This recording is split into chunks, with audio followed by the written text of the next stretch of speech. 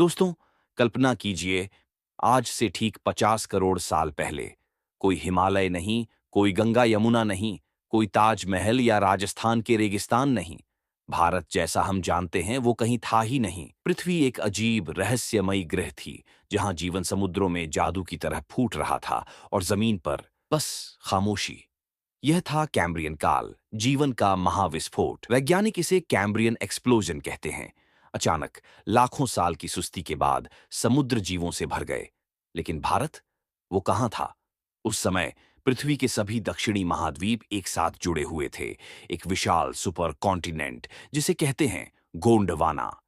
Africa, दक्षिण America, Australia, Antarctica, Madagascar और हां, भारत भी। भारत गोंडवाना के उत्तरी किनारे पर था, लेकिन दक्षिणी ध्रुव के बहुत करीब। चारों तरफ बर्फ की मोटी चादरें, ग्लेशियर और ठंडी ठंडी हवाएं। कोई हरा भरा जंगल नहीं, कोई नदियां नहीं, सिर्फ काली भूरी चट्टानें और ऊबड़ खाबड़ भूमि।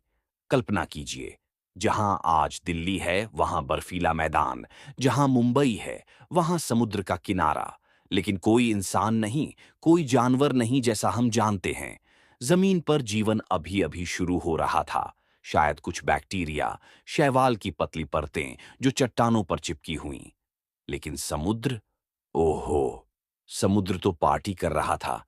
कैम्ब्रियन समुद्रों में जीवन का तूफान आया था। ट्राइलोबाइट्स, वो कवच वाले कीड़े जैसे जीव, आंखों से लैस समुद्र तल पर रेंगते हुए। फिर आता है एनोमेलोकैरिस, उस समय का सबसे खतरनाक शिकारी।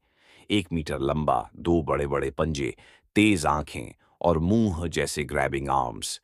ये नरम शरीर वाले जीवों को पकड़कर खा जाता था। वैज्ञानिकों को लगा था ये ट्राइलोबाइट्स को कुचल देता होगा, लेकिन नए फॉसिल बताते हैं ये शायद सॉफ्ट प्रे को पसंद करता था। और भी अजीब जीव, स्पंज जैसे स्थिर प्राणी, घोंघे, वर्म्स और पहले जानवरों के पूर्वज जो आज के सभी जीवों से जुड़े हैं। ये एड़ियाकरण काल के सॉफ्ट जीवों से आगे बढ़े। अचानक हजारों नए बॉडी प्लान्स, आंखें, पैर, मुंह, कवच। क्यों हुआ ये विस्फोट? शायद ऑक्सीजन बढ़ गई, शायद शिकारी आए, या क्लाइमेट चेंज। लेकिन ये जीवन की सबसे बड़ी पार्टी थी। भारत के तटीय समुद्रों में भी यही ड्रामा चल रहा होगा। उथले समुद्रों में ट्राइलोबाइट्स घूमते, एनोमेलोकैरिस छिपकर हमला करता। लेकिन जमीन पर बिल्कुल खाली। कोई पक्षी नहीं चहचहाते, कोई शेर नहीं दहाड़ते, सिर्फ हवा और लहरों की आवाज। फिर शुरू हुई भारत की महायात्रा।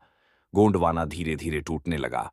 भारत की प्लेट उत्तर की ओर खिसकने लगी, सबसे तेज रफ्तार से। सालाना 20 सेंटीमीटर, आज की प्लेट्स से 4 गुना तेज। रास्ते में विशाल समुद्र पार किए, ज्वालामुखी फटे, दक्कन ट्रैप्स के बीज यहीं बोए गए। लाखों साल की यह यात्रा, आखिरकार 5 करोड़ साल पहले एशिया से टक्कर। बूम! हिमालय का जन्म, दुनिया की सबसे ऊंची पर्वत श्रृंखला।